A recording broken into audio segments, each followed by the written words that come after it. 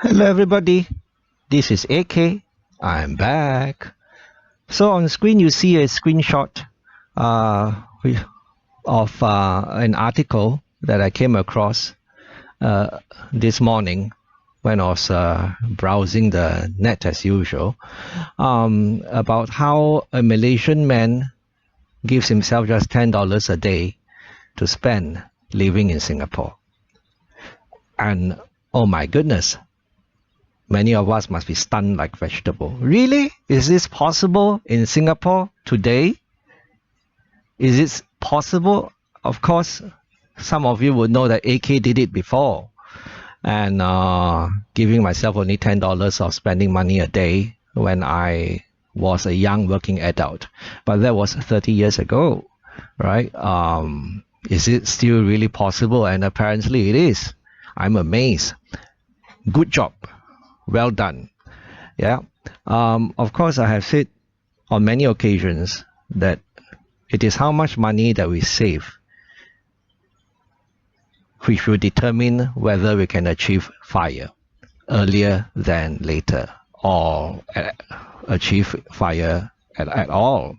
You know, I mean, if we make $5,000 a month and we manage to save $3,000 a month, we're richer than someone who makes $50,000 a month and spend every cent of that $50,000 every month.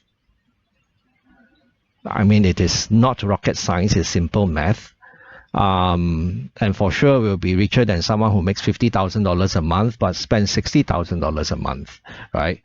The magic of credit cards and easy money from credit lines, right?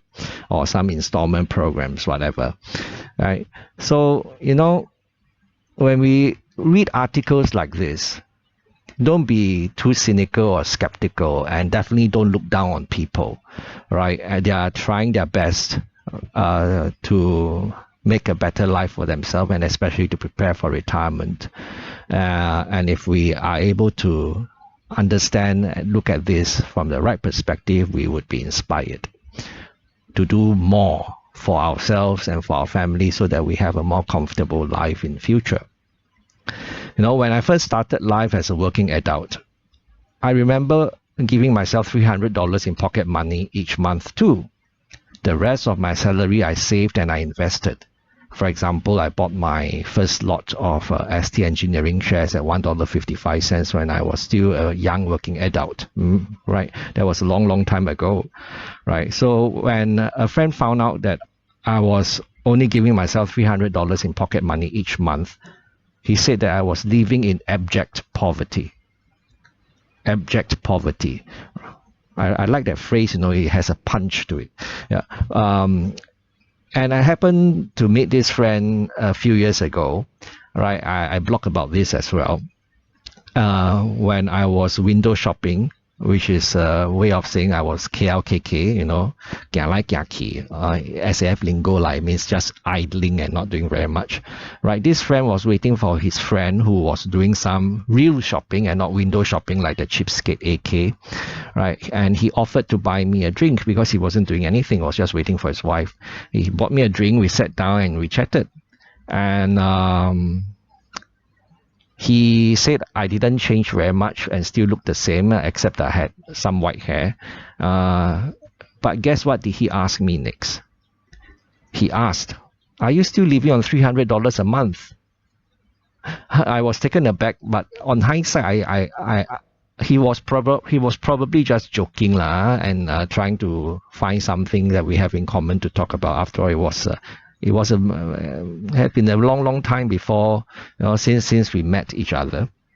So I didn't expect him to remember, right? I didn't expect him to remember. So that $300 per month spending money, pocket money, must have left a pretty deep impression on him. Right? Instead of giving him a direct answer, I told him how salespeople at credit card roadshows ignore me now. They bohue AK. Right, you know, like there's always credit card roadshows, insurance salesmen at roadshows, and all that kind of thing, trying to sell us things, trying to make money from us, right? and I usually ignore them, but sometimes they manage to track me and they talk to me. So why do they ignore me? Because I tell them I'm unemployed. Yeah, I'm unemployed. Once the salespeople find out that you're unemployed, they say, oh, okay, I hope things turn out better for you. The nicer ones will say that, the not so nice one will just turn around and walk away. Yeah. So anyway, my friend said, Ayo, how come you okay or not? Right? To his credit, he did not make some excuse to cut short our conversation, to cut short our chat. Some people are very afraid of unemployed friends, who come and talk to you. We are not afraid, but I'm also afraid.